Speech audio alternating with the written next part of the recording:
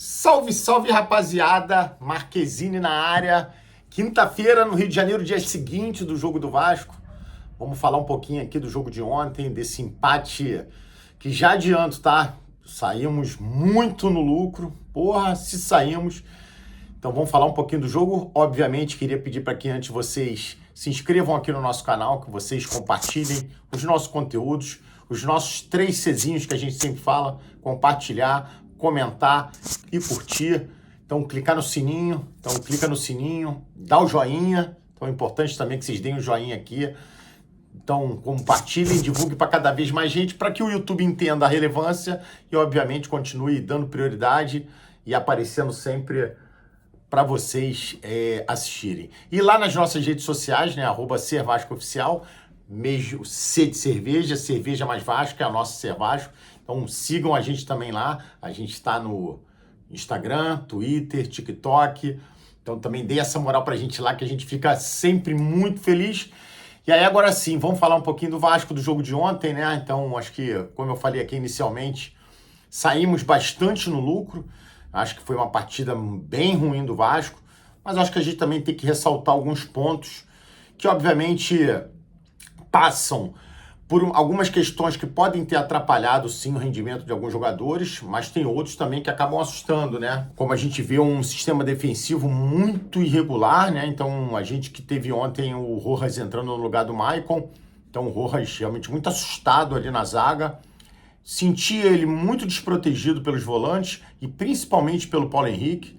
Então, por isso que eu falei, obviamente a gente não pode isentar o Rojas de uma atuação ruim, mas quando a gente olha também a distribuição tática do time, percebi que os avanços do Paulo Henrique, em demasia, deixavam ali o Rojas muito desprotegido no lado direito da zaga.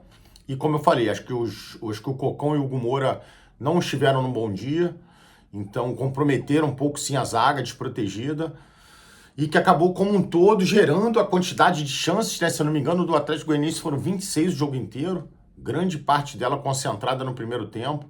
Então o Vasco tem que agradecer não ter saído do primeiro tempo, inclusive com uma goleada e, consequentemente, praticamente liquidado a fatura, né, da classificação na Copa do Brasil. Então o Vasco tem que agradecer demais esse empate. Melhoramos sim no segundo tempo, então acho que a gente fez um segundo tempo um pouco melhor, mas ainda inferior ao Atlético Goianiense. E eu acho que o Verratti, que aliás foi um gol merecido, golaço aliás, né? E é um gol que marca muito como hoje o Vasco tem algumas limitações de como chegar na área, né? Então sempre bola no Piton cruzando e Verratti concluindo. Então é uma jogada que, quando a gente pegar um adversário que mina esse tipo de jogada, a gente passa a ter bastante dificuldade, né? Então Coutinho, que a gente tem que dar o desconto de ainda estar se adaptando ao futebol brasileiro, ainda estar se adaptando à parte tática mesmo, a dinâmica de jogo. Então fez uma partida realmente ainda abaixo, a gente espera muito mais dele, mas a gente sabe que a tendência é que ele melhore cada vez mais. Sábado, no jogo contra o Bragantino, já com a torcida ali presente, tenho certeza que o Coutinho já vai jogar muito mais. Tivemos o privilégio de assistir Coutinho jogando com o Payet durante 9 minutos, então acho que eles só trocaram diretamente um passe. Eu até fiquei acompanhando de perto em que momento que eles trocariam, e acho que foi só um passe muito rápido do Coutinho para o Payet. Então, aí o Payet, eu acho que o Payet entrou com 13 minutos do segundo tempo e o Coutinho saiu com 22. Se eu não estou enganado, foi isso.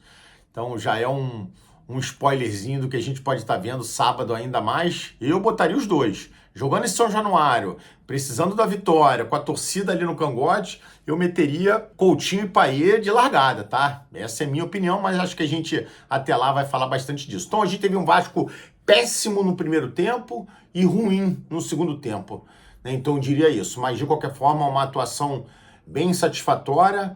Não é a primeira partida que o Vasco joga mal dessa sequência, né? Acho que diria que é a segunda, terceira partida que o Vasco joga mal. Já não tinha jogado mal, já não tinha jogado bem contra o Grêmio, contra o Atlético também não tinha sido uma boa atuação, e hoje e ontem mais uma vez. Outro contraponto, né, de tudo isso, das críticas que a gente faz ao time, são as viagens, né? O Vasco, se a gente for olhar, eu acho que nenhum time faz 4 partidas consecutivas fora de casa, e o Vasco acabou fazendo. Então imagina esse eixo Goiânia, né, que o Vasco fez a primeira partida com o Goianiense pelo Brasileiro ainda, Goiânia, Rio de Janeiro, depois Minas para pegar o Atlético Mineiro, Rio de Janeiro, depois Chapecó para poder pegar o Grêmio, Rio de Janeiro e agora Goiânia, volta para o Rio de Janeiro. Então, sem dúvida nenhuma, é cansativo, mas volto a dizer, não justifica o rendimento muito abaixo do time ontem, mas acho que são pontos que a gente pode considerar. E aí é óbvio, né? A partir do momento que você traz um pouco dessa justificativa, você junto com ela traz uma obrigação de, então, no sábado, a gente construir um resultado não só positivo, mas um resultado positivo e uma atuação convincente, né? Acho que é o que a gente espera no jogo de sábado. Vamos aguardar como é que vai ser. Então, acho que foi isso. Então, se o Vasco tiver que ter tido toda aquela dose de sorte, foi no jogo de ontem, estamos no game. Terça-feira, inclusive, acabaram de esgotar os ingressos para o jogo de terça. Então, se sábado já estava esgotado, terça-feira acabou de esgotar. Então, é caldeirão lotado sábado, terça. E eu tenho certeza que na semana que vem, contra o Fluminense, vamos lotar um Engenhão. Beleza? Então, rapaziada, não esquece não de dar essa moral pra gente aqui. Então, curtam, compartilhem, comentem. Então, dá essa moral, ative o sininho, dá o joinha, compartilha pros amigos vascaínos. Sigam a gente lá nas redes sociais, @SerVascoOficial, C de cerveja, cerveja mais Vasco, é a nossa Ser Vasco. Então, dá essa moral pra gente lá. Queria mandar um beijo pra todo mundo, agradecer sempre a moral que vocês dão pra gente. Uma quinta-feira maravilhosa para todo mundo. Amanhã estamos de volta com mais conteúdos para vocês. Isso aqui é sempre Vasco, porra!